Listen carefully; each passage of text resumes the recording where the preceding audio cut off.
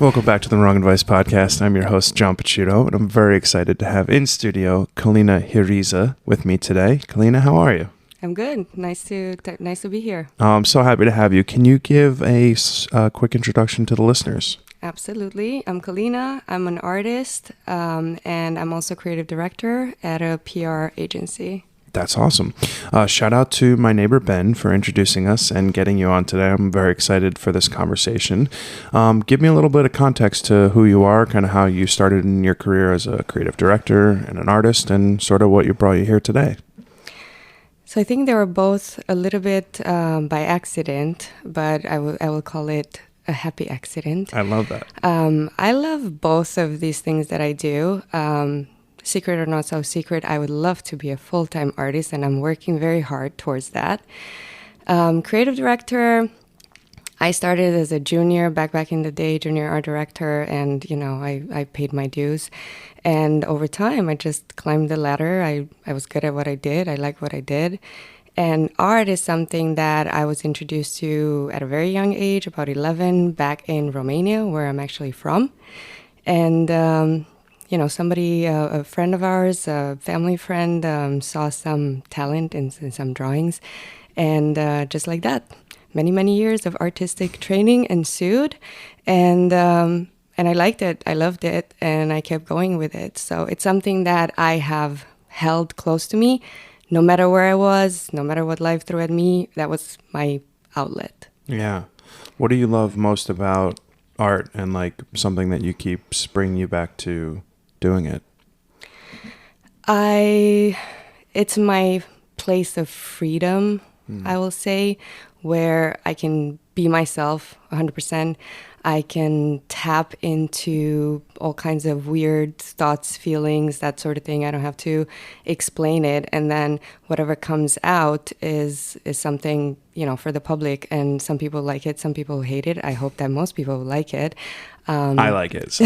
Thank you. For the Thank record. you. Yeah. And it's really an outlet of a way of expressing ourselves, I think. Yeah, that's awesome.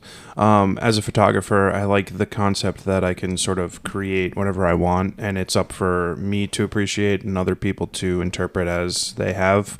When you're working in a much more physical medium like art, and whether you're painting, whether you're sculpting, whatever, I can't possibly imagine the pressure that there is to be able to create something that is accepted or appreciated, right? Like I get booked to do stuff for other people. If you're doing it sort of freelance as your own and just to create, there's that inevitable space where you can create whatever you want, but then also there is that like open point of interpretation from other people. How do you deal with that? Like, I've created this thing, this labor of love, and whether someone loves it or hates it, like how does that like impact your sort of feelings as an artist? So that's quite interesting. I guess having two jobs, let's say. One is, the one that pays the bills, the creative director one. That's where, I certainly bring my expertise, but I'm doing work that somebody expects me to do. Mm-hmm. So I have to respond and to someone for my actions. And that's how it is. And I bring my best, and sometimes, what goes out there is not what I think is best, but, we collaborate and we all work together. When it comes to the art, that's where I really don't want to have to be apologetic for what I create. And certainly over the years, having gone to art school and training, I've done my still lifes and portraits and landscapes and all that kind of stuff. But over time, my art transitioned into abstract. And abstract is what it is, it's a little bit harder to understand because there's no subject matter. So you can look at the composition, you can look at the colors, you can say you like it or not. You can dig a little bit deeper into what the artist is sort of going through or had in their mind, if you're interested, if you like it. But that's my space to discover things that are not seen. Mm-hmm. As opposed to photography, I guess, where you're capturing that moment in time.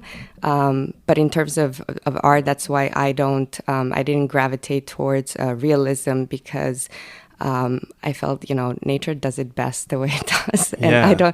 I don't need to reproduce. And if I do, that's really just a statement of my skills, which I will admit right now I don't have the skills to make you a perfect apple, or maybe it's going to take me 3 months to do it. But I will do something that represents that apple thrown against a wall and smashed to pieces, perhaps in one of my abstract works. Yeah, that's fucking awesome.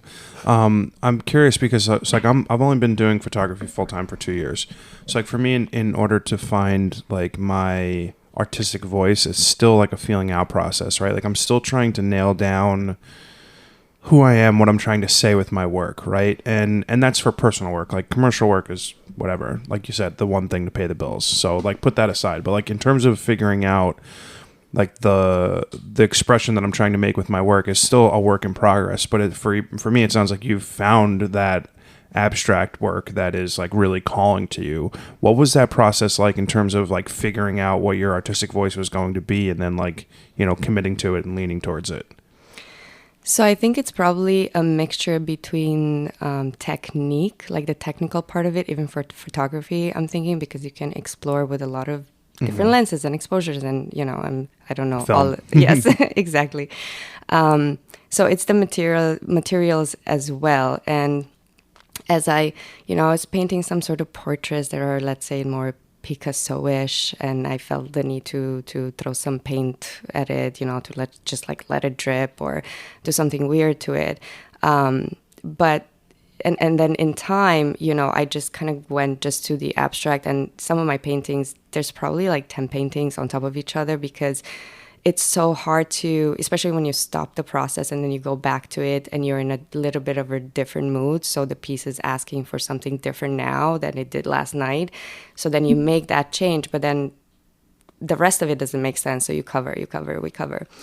So I thought that was interesting, but I was certainly burning through a lot of paint. And you know, there's that feeling, for painters will know this, you know, that scraping of the bottom of the paint, not just because it is costly, but just because you don't want to waste it. And I started to save actually the sort of dried out bits and pieces, and I liked what they looked like, so I started collecting them. I didn't know yet what I was going to make with them, and then one day it hit me, and I'm not going to lie, I do not remember that moment when it hit me, but it did, and I started creating these compositions with these sort of paint skin pieces that I had, and resin, and encasing them layer by layer. And I'm kind of at the beginning of that process right now, but I'm absolutely fascinated by it. It's so interesting. Every piece is like a little universe, and every time you look at it, depending on how the light hits it, or you know, just like the angle you're looking at, it's like a little universe to discover every time. That's awesome. How do you know when a piece is done?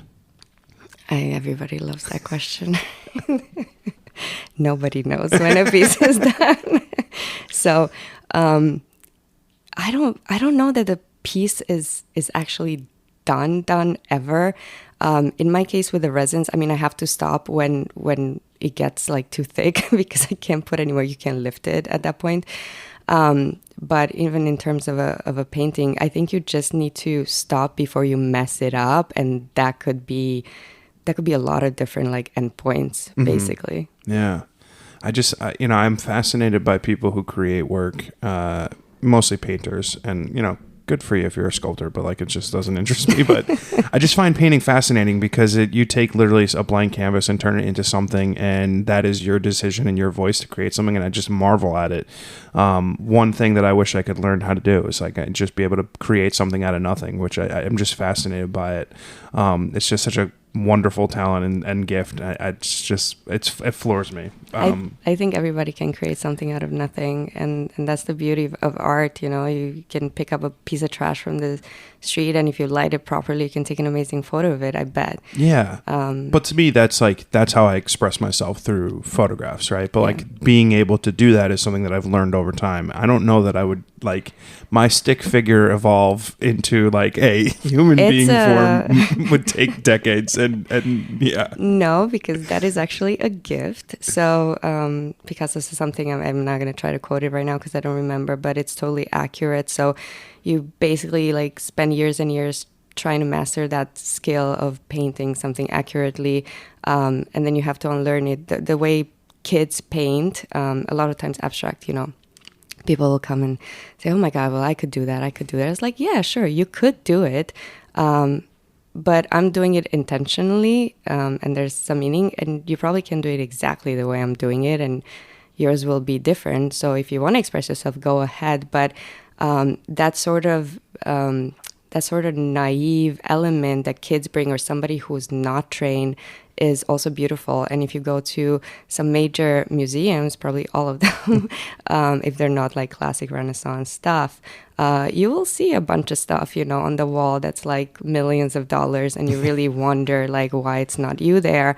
But those people were, the way I'm looking at it, those people are there because they were pioneers at that moment in time. Other people were not doing that, so they were ballsy, right? They took a chance, and that's why they're there.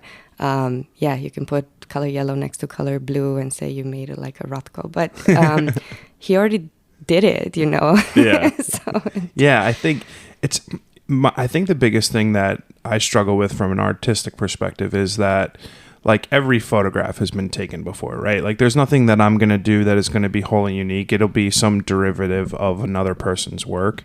Whereas I think in art, you have creative freedom to create uniquely, right? Like, sure, maybe the color palettes, maybe the process of using resins and paint peels and stuff have been replicated before, right? But the process and the moment in which these things are created are pretty uniquely to the artist. So I got to tell you that that's interesting as well, because everybody, I think, well, not everybody, but I'm certainly after getting something new out there. And I have to say, when I had this thought with the resins, I did a little bit of research because I wanted to see, who else is doing something similar. And at first glance, I didn't see anything. I was like, oh my God, I hit the jackpot. And a little bit, I still feel like I did. Since then, I've seen people work with the mediums similarly to how I'm doing it. Some of them are doing it better. There's an artist, Kennedy Yanko. She's pretty young, but she's in the Brooklyn Museum right now, for example. And she's basically taking these... she goes to, what are those yards with the metal, like metal scrap yards? Yeah. And picks up like pieces of cars and trains and stuff. She takes that metal, she like finds the piece that she likes, and then she marries that with these with paint skin, she calls it as well. I might have stolen that term from her. But it's she does like miles long, I want to say, of paint skin, and then it's dry, so it kind of looks like fabric. So, and then she weaves this paint skin around these like metal structure that are still like super raw, and together, those are sculptures that are not traditional sculptures that I think you would actually really like, and I will show you. Oh, I love that. But I don't know, where did we start? Yeah, no, I'm actually glad you brought that up, because like as a photographer, I get caught in comparing myself to other people's work, and I'm super glad that you brought that up. So when you're going about creating a new process for yourself and a new work of art and a new sort of series that you're working on, and you go to look to see what other people are doing in the space, do you compare yourself to them? Do you like measure your work against theirs? Yeah, so how they say women should support women and that sort of thing, and sisterly love, and I think that's right. But I honestly, I'm very happy to celebrate people's successes, but I cannot help but compare myself. But I'm trying to do it in a way where it's not about jealousy, but it's about, okay, what is this person doing that is inspiring or good, and what can I learn, and how can I get there and maybe even surpass them? So yeah, in that way.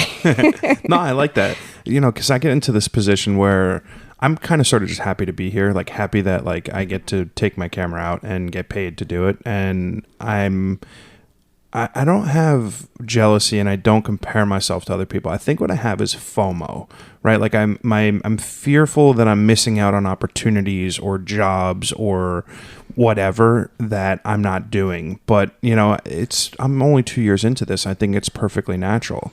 For someone who's been doing art their entire life, does it feel like you need to compare yourself to someone else's journey? It's something that you are doing and creating entirely for yourself.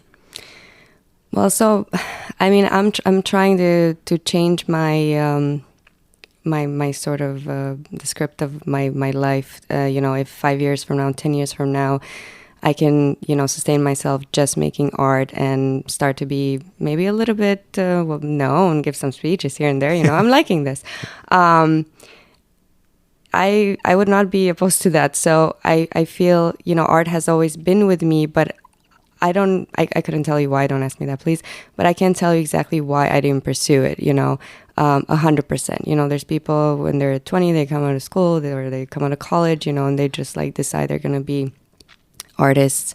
And they suffer for a little bit and just eat like sandwiches or whatever, chips.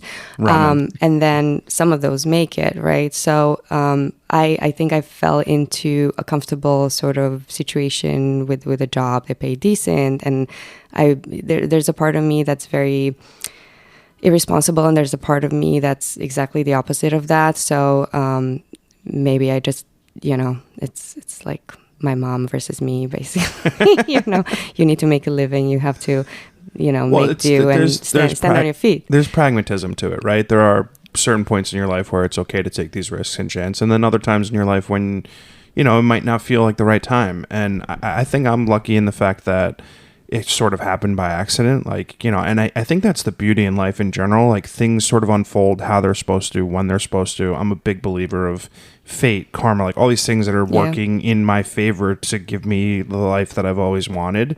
And yeah, maybe it could have happened at 20, and maybe it could have happened at 60. I'm lucky that it happened at 36, right? So right, but it's never too late, right? Yeah. And that's the thing. And if you work on it, I think you can do anything you want, honestly. I mean, if today I decided I want to learn how to build rockets, I could probably do it.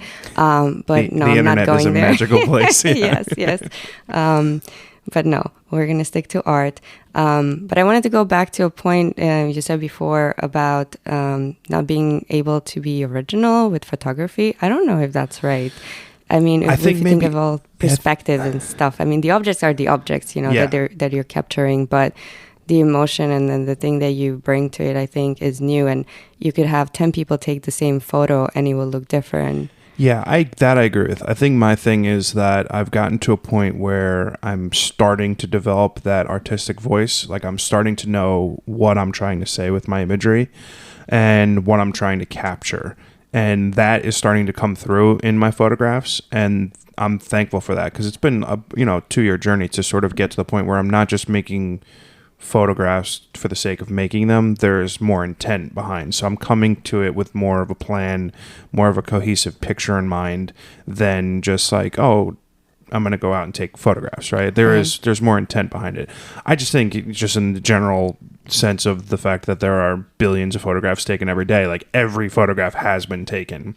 And the medium is oversaturated, but I think in a lot of ways that's what allows me to separate myself from other people, because people who just shoot around with their iPhones are not making photos with intent. They're just documenting their life around them. And right. I'm going out with a film camera or a medium format camera or a Polaroid camera, and I'm being intentional about the format that I'm using and the moments that I'm using and the scenes and whatever. Like, that will be inevitably told in, I'm using air quotes, which in a podcast is great, told in the story that I'm trying to tell in my photographs. No, that makes total sense. And what was I going to say?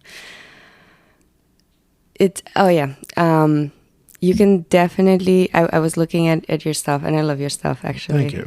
Your work, not your stuff. Your beautiful artistic it's work. It's not work. Your stuff. You like my stuff, I like your stuff. Yes. But you can tell the difference, at least I mean, I don't know the history behind every single shot that I was looking at, but you can tell the difference when there's that freedom of expression where, your subject, like I was looking at some of your like figure portraits, and there is those where, the client is expecting something a little bit more commercial or the girls want to look good and that's the main thing, and then there's that sort of like pure artistry where the fabric is moving a certain way or the hair is like this or Thank you. And I think that's where like genius, let's call it, comes out. Like when you can like fully immerse yourself into what you're doing and just bring forth whatever's inside us, you know. I agree with that. I would remove the word genius, but it is very, very kind of you. Keep it. You might want to use it later. I think you get into sort of this like flow state where there's these intermittent moments in a shoot, at least for me, when it starts feeling like I've captured the thing that I was put there for, and then everything in those few moments before and few moments after sort of slow down, and it makes a lot of sense. Do you have that experience when you're working on a piece, like where you are either close to finishing or the idea has just formed? Are there moments where things start kind of... Yeah. And then I get scared because I'm like, I'm going to mess it up. But I do get that sort of difference in feeling or result when you make commissions. Hang on. When you do a commission, when you do a commission, and when you're not a super established genius artist recognized by all yet, thank you. You have to. I automatically start to think about what the people are expecting, right? And then that limits that freedom, and you start to second guess like your movements. Sometimes that's good, and I've made some commissions that I really like, and some that I don't like so much. So I prefer, if anybody wants to purchase anything, just let me do my thing, and then pick from what's there. Yeah, no, I like that too, because I think at the end of the day, like, you as an artist, like, sure, commissions are great. I'm going to pay you some amount of money to create specifically something for me, which is awesome. But in a way that is limiting from an artistic perspective, because it's not you being you. It's you being told to produce something like what you've done before, but specifically for me, which obviously there are pros and cons to. Yeah, and it's funny because my husband, he's a pretty like logical person, but the one time we were talking about this stuff, and he said, Calina, you're not selling here paints on a canvas, you're selling states of being. And I said, I like that. And I think it's true. It's pretty accurate. I do like that. So you cannot just get into that state. I mean, you will have to make yourself and discipline yourself to get there when it's necessary. But it's always nicer to just have freedom, because when somebody tells you, okay, I want this color and that color, now you know that you have to stay within those. And even if you reach a moment when the work is saying, well, I would like a little bit of orange here because it would balance really well. It's like, no, but they hate orange, so you can't do that. And yeah. So I'm super curious if the process of creating for you is ever inhibited by life, right? Like, you've got a normal 9-to-5, you're a mother, you're married, like, you have like normal people shit to deal with. Like, lots of shit. Yeah. Does it impact your ability to want to create or be in the mood to create? Definitely not the mood to create. I'm always in the mood to create. I would. Yeah. But it does impact the time I have to give to it. So I love my people. I love my job. But yeah, I usually do this stuff at night. Luckily, I am a night owl, which makes it very hard in the mornings usually. But when your kid's like coming, it's like, Mom, like, come on, do this, make me breakfast. And then you just throw together like a bowl of cereal, and you hope they'll be okay, because they had it for the past 5 days. Okay, fine. But at least you don't have to argue with them over eating omelet, which they don't like. Okay, so... Yes, time is limited. So what I'm trying to do right now is be pretty as disciplined as I can about my time. And yes, will I steal like 10 minutes, 20 minutes throughout the day here and there when I have time to just kind of go and check on something or throw another piece of paint skin in there? Yes, I will do that. But mostly, 9 o'clock comes, everybody's sleeping. Nobody else is a night owl in my house, which is good. And I just go into my studio, which is really nice to have right outside of my house. So, and then it's me. I put on some music and I just sit there. And next thing you know, it's like midnight or 1 a.m. Sheesh. Yeah, I mean, that's awesome. Do you see these dark circles right No, now? I don't. No, not at all. Come on, get out of here. But because like for me, so like yesterday I got booked for a last minute gig in the city, and I hadn't been in the city in a while for work. I've been working mostly in Jersey, so the opportunity to go in, create for this person who wanted me to take photos for them for a yoga shoot in Bryant Park. I was like, that's a really cool opportunity. I would never have done that otherwise. Sometimes I turn down jobs that I don't want to do. And this was not one of them. I was kind of happy to be in this opportunity to, photograph someone in Bryant Park. But I also use it as an opportunity to take personal work to and from the job, right? So I brought a film camera and I took street photography and captured my environment while I was going to the job and after the job. And I'm in a great mood today, right? And I think for me, like, the amount of times that I'm able to do work, it's probably somewhere between like 2 to 3 times a week, and I would like it to be 7, right? So it's like finding that balance between like the rush and the like general happiness that my work does create for me, and then being able to mitigate that when I'm not doing it. Right. I mean, it's basically loving your job. You know. So, it's great. Yeah. Like I'm fully blessed in that this is my career and this is what I get to do for a living, and it's a blessing. Like there's no other way to say it. Like I found this in the most tumultuous time of my life, right? Like I lost my job during the pandemic. I had no idea who I was or what I wanted to do or who I was going to be. And it just came to me. Like this is like total serendipity. And I think that when you start sort of following the paths in life that are laid out before you, whether you can see them or not, things start to make sense. And I'm lucky enough that I'm there now. Although I would like to do it more. I think you will because, you have the right vibe. Thank you. I appreciate that. But I'm curious about those shots you got in New York City because I was there recently. And I got to say, it's like going back in time a little bit. Yeah, to like the late 80s, early 90s. Yeah, it's an unfortunate byproduct, I guess, of COVID and bad mayors and like I don't know. It's hard to say. I've got 2 rolls on my desk that I haven't dropped off at the lab yet. And I know I've got some good photos there that I'm excited to get developed. But yeah, it is very much bringing it back towards my childhood of dirty, grimy, not safe feeling New York, which is an unfortunate situation and hopefully one day. This is probably, I mean, not probably for sure, insensitive of me to say, but those make amazing shots. Those moments. I know. And not just for the sake of the shot, but you are documenting something and it can serve a purpose. Yeah. I mean, one of my favorite photographs I've ever taken is there's a homeless veteran.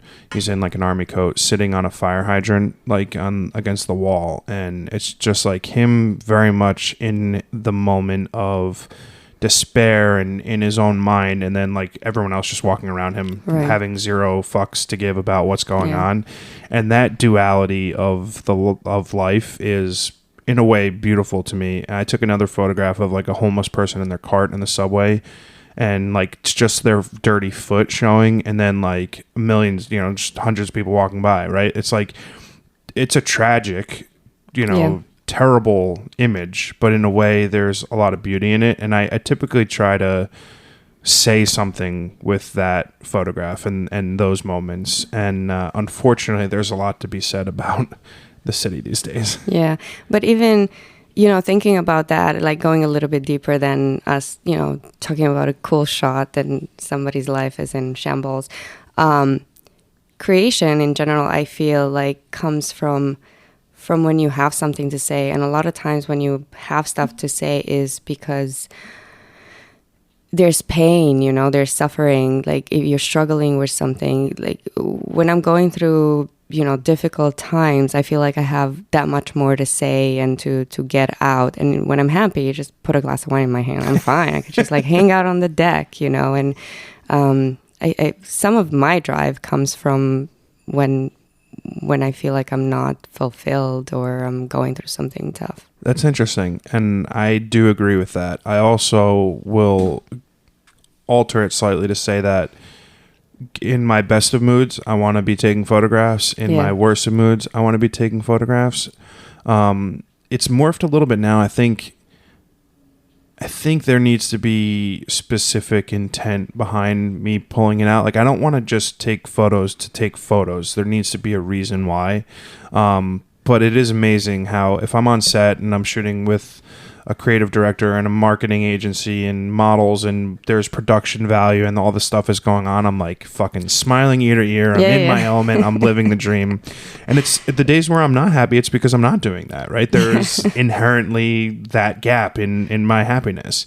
But I think I'm just in one of those positions where whether I'm happy or sad, I want to be taking photographs. Yeah, absolutely. All day, every day. That would be nice. So when you say like you need to like sort of thrive on that negativity to maybe want to be driven to create, does it ever impact your ability to create? Like, do you ever like, you're in a bad mood, you're having a bad day, whatever, there's something negative going on and you go to your studio, are you ever like empty with the ability to make something?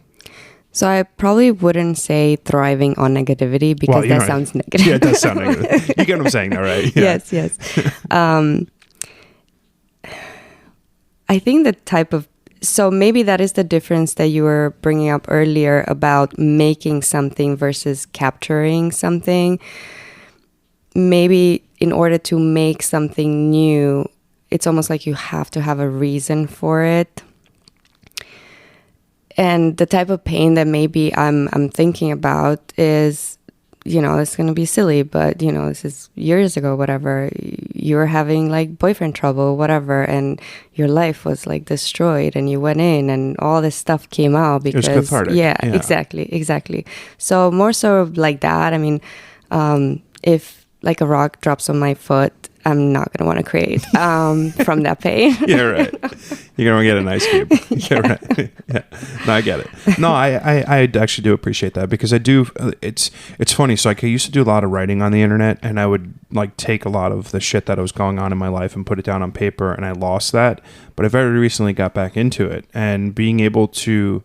I think if you find space for yourself to be able to articulate things you're going on in your life, like whether it's good stuff or bad stuff, whether it's writing or painting or photographing or music or whatever, it can do tremendous things to your mood and tremendous things to like the weight and the burden of being alive. I know that sounds so negative, but like my point ultimately being that life's hard. If you can find the outlets and the escapes that you need to be able to like take that burden away from you, it could be a lot easier. Yeah. And sometimes, there is like a blank slate, when you walk in, because especially the way I'm organizing or how life is organizing my time for me, after a full day and, you've done all the stuff that you're supposed to do. So you've only dealt with responsibilities and not the things that you want to be doing. It's easy to feel demotivated or just like burned out. So I could potentially, and I do sometimes, just get on my phone and next thing you know, I'm on TikTok, Instagram, and next other thing 2 hours have gone by and now forget about it because I, had 2 glasses of wine and there's no way I'm going to make anything tonight. I'll just go to bed. But if I push myself to enter the space, my studio space, all I need to do is to like open a couple cans of paint, pick up a brush, and all of a sudden I'm like, I want to start making something, and then I don't want to stop. So you do have to push, you do have to find that balance between what you're supposed to be doing and what you would like to be doing. Because if you don't, I mean, right now I could just say I'm tired and never make anything and just say inside my mind, I'm this great artist. Nobody knows. Okay, great. And then I could take that approach, or I can say, okay, I don't have all the time in the world that I would like to have to dedicate to my art. However, I can chip at it, minute by minute, hour by hour, throughout the week. And yes, it doesn't feel like you're making huge progress, like when you look at it in the present, but looking back now also like at the past year or 2 years, like you've accomplished so much in the past 2 years. I also have, I have a gallery that represents me here in Millburn. I'm going to be in 2 shows in November, the other art fair in Brooklyn in the Navy Yard. So that's pretty cool. It's the first thing of its kind that I'm doing. In the Navy Yard. Really? Yeah, it's so cool over there. Cool. Yeah. And it changed a lot. I haven't been there in a while. And then the 14C in Jersey City. So 2 of those in November. And this is where I'm going to debut my residence. And we'll see how it goes. So I'm very excited to I'm not really going there with a mindset to sell, honestly. I mean, I'm gonna sell the stuff if somebody wants it. You're gonna manifest but that. I want to, but I want to meet people, create some connections. There's a lot of gallerists and curators and people who actually have the time, 8 hours a day to do that. And that's what they do. And I would love to connect with those people, and hopefully somebody likes me. So do you believe that the hard work of a lifetime of art has culminated to this point? Because it sounds to me like there is this wave of anticipatory work that's coming out in the next couple months. Do you feel very much on the precipice of everything that you could have hoped for and dreamed for? I do feel that way, and if I'm gonna start not feeling that way, I'm gonna push myself to feel that way, because to your point, I think the energy that you put out there and the things that you think are possible if you think they are. So you dream first, and then you work hard, and then next thing you know, you are living the dream. Yeah. So I totally believe that. That's exciting. And I'm never going to give up. So what I've said to myself is, till the day I die, I have something that I really like. I have something to say to the world. And there's a hidden sort of desire in all of us to become immortal. And I think this is one way to do it. No, I fucking love that. I do. So, hey, if 100 years from now, I'm going to be in a museum, I'm not going to know about it, but who knows? Maybe I will. Yeah, well, maybe your grandkids will. Yeah. Yeah, I think that's wonderful. I very much am feeling the same way lately, that, 2 years of hard work and grinding and fucking ramen and cheeseburgers are finally getting to the point of paying off, right? I don't have the luxury of being able to be I'll just do something else, right? Because now that I've found this, I can't do anything else. It's like a sickness. Hard to give it up, yeah. But it's a wonderful thing, because I very much feel like I'm on the precipice of everything that I want coming true. All of the dreams, all of the hard work, it's all gotten me to this point, right? And I know very soon those opportunities just generate other opportunities, and it's a very rewarding, scary, weird place to be. Yes, very accurate, rewarding, and scary at the same time. And along this journey, there are some times, I don't know if you've felt this, where nothing is happening for a couple months or a few months, and you feel like you're stagnant, and you're starting to wonder if it will ever, something will ever come of it. And then you get this big wave of something. So as long as you're taking those little steps, I truly believe that something can happen. I mean, honestly, we're talking about art right now. You do have to have some talent. There are some people, and I always say, I'm not going to lie to my child if she wants to be a singer, but her voice is shit. I'm not going to keep encouraging her. So I'm trying to devise strategies how to let her down gently.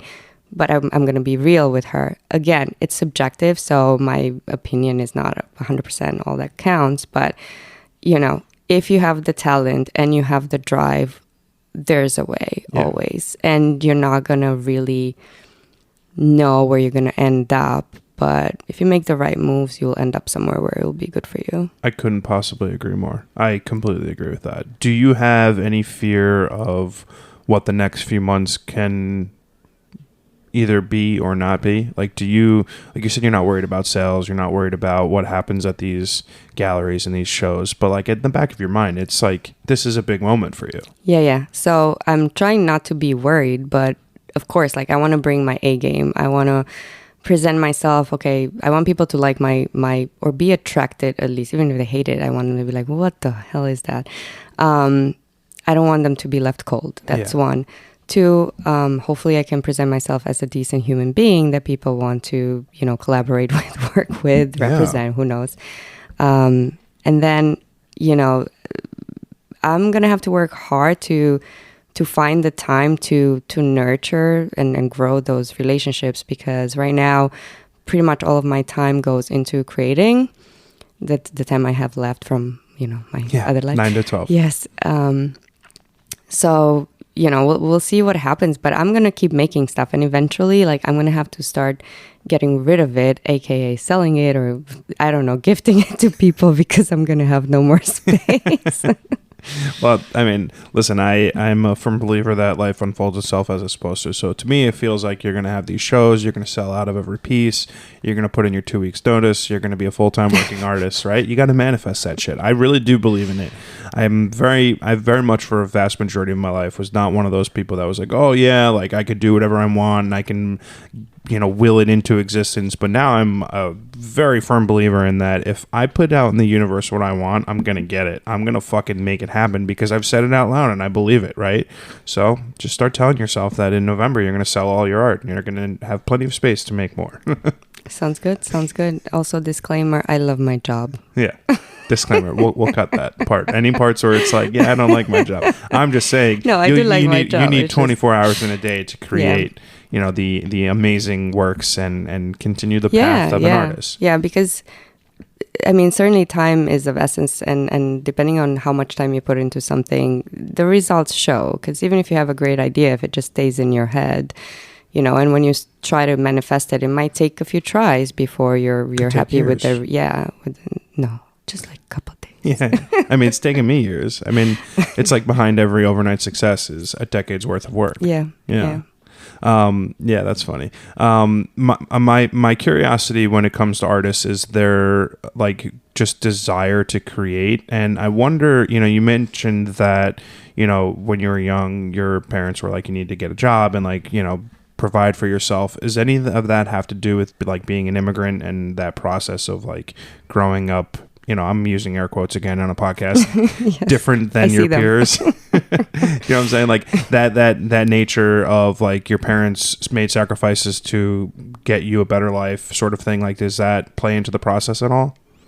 Yeah, but I think it's probably just something a decent parent does for their kid. They don't want them, it's what I was just saying earlier. If my kid has some sort of crazy dreams, I don't want to, like, how am I going to support something that I know she will fail? But then again, how will I know she will fail? What if she doesn't, So I think that's what, I mean, I grew up with my mom and my parents were divorced. And for her, she's averse to risk. So she's a person who saves money because she doesn't want to be a burden to anyone when she's old, which I appreciate that. I would take care of her no matter what. But same disclaimer from mom. Yeah. Yes. No, but she, and she came here. I was 17 and she was like 40, and it was a shock, right? Like, it's a culture shock. And she couldn't all of a sudden, before she would tell me everything I had to do and yes to this and no to that. And all of a sudden, the roles kind of reversed and she couldn't support me in the same way. So you kind of just go off of what you know in a previous life, and the realities are very different. Like in Romania, you have to go to college, and it's not college, it's university. There's no such thing as, it's like trade schools and universities, and everybody has to go to a university and you finish it in 4 years. And here you could go to like a city college that you could still get a really good education and you don't have to go to Yale.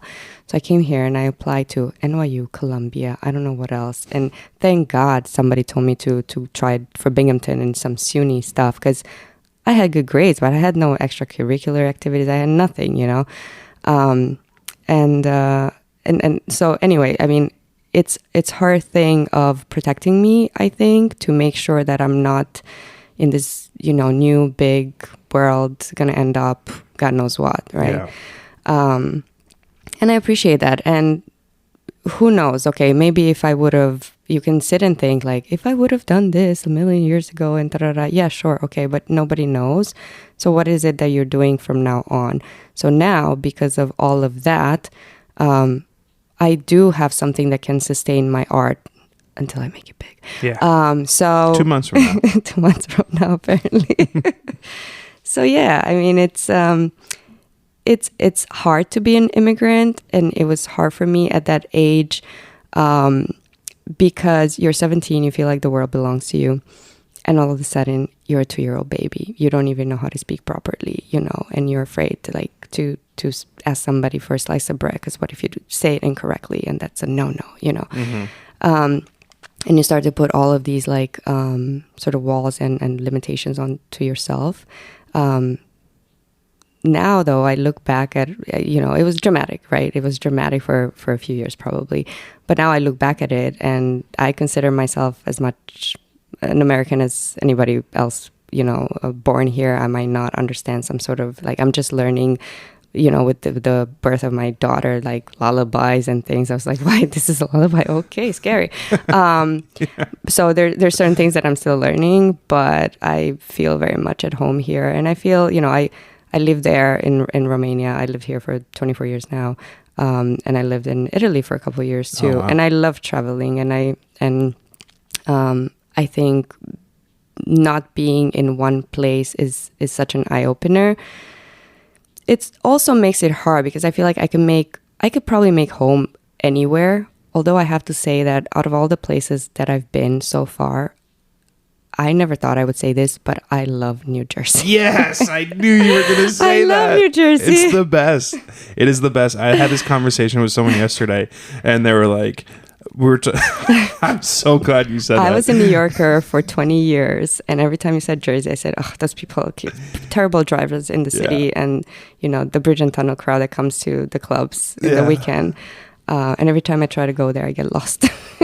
It's so funny because literally everyone has something to say about New Jersey until they spend a small amount of time here. Yeah. New Jersey's the best. Like, don't get me wrong. Like, New York is a vibe. It is a beautiful, wonderful, creative place to be.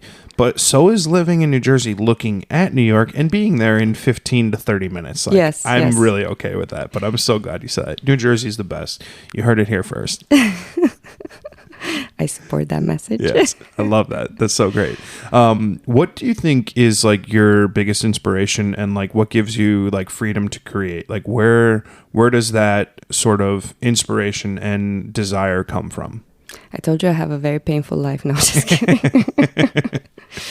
I'm always trying to see or hear or smell or discover something that is unseen. I don't know why I didn't go into like astrology or something, like astronomy or something. Yeah. Because I think that would have been a better place to explore the unknown. But just like tapping into things, like even when I create,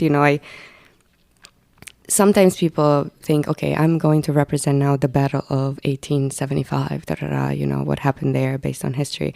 And I think I try to make my mind blank and just kind of, what I'm avoiding to say right now is express my feelings, because that is something that people don't like to hear, like art people.